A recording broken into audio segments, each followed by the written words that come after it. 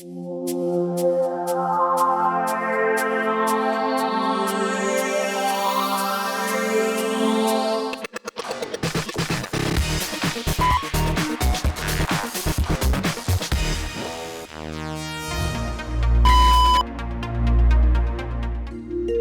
thing that the web offers, in addition to feedback or practitioners and experts coming in, is a chance to really cycle back through the content that we don't get in a face-to-face class.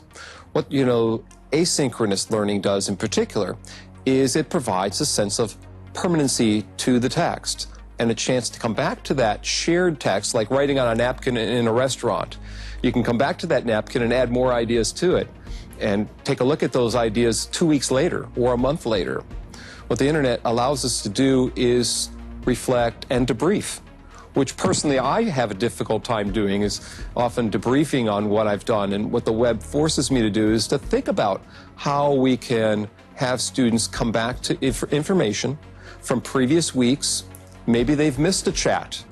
I don't expect all my students to come to a chat, but maybe what they can do is go to the archive of the chats that have happened and write a summary analysis or reflection of the concepts that they learned in that particular chat sequence.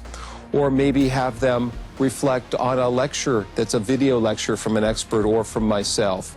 Or reflect on a video from YouTube that they've watched online that relates to the class content. That's powerful stuff.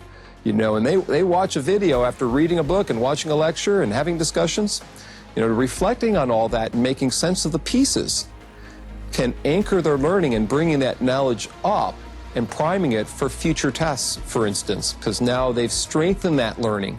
Short summaries, short reflection papers. Some of my research from, let's just say, a long time ago has shown that short summaries of 5 minutes or so, minute papers, in fact. Some people do 1-minute papers on email to the instructor on how well the class went, or muddiest point papers.